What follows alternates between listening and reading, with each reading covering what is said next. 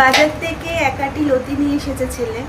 তো লতিটা ইচ্ছে আছে আমার কালকে রান্না করার, কালকেই করতে হবে, নাহলে লতিটা এরপর নষ্ট হয়ে যাবে। তো সেই কারণে আমি লতিটা এখন সন্ধ্যাবেলা নিয়ে বসেছি, কেটে রাখছি। কারণ লতি কেটে রান্না করা একা হাতে খুবই অসুবিধা, কাজটা যতটা পারছি এগিয়ে রাখছি। তা আপনারা কে কে লতি খেতে ভালোবাসেন আমাকে কমেন্ট করে জানাবেন।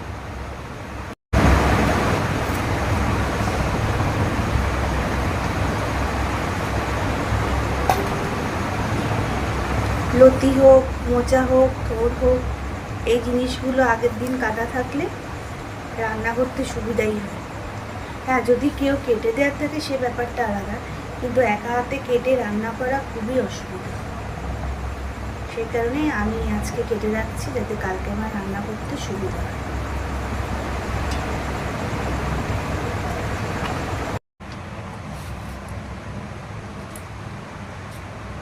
এই আমার লতি কাটা কমপ্লিট হলো। বেশিক্ষণ লাগেনি লতিটা ছাড়াতে, আরও তাড়াতাড়ি হয়ে যেত। লতি কাটতে কাটতে আমি রাতের যে রান্নাটা হবে সেই আলু ভাজাটা আমি করে নিয়েছি, তা নাহলে আরও তাড়াতাড়ি হয়ে যেত।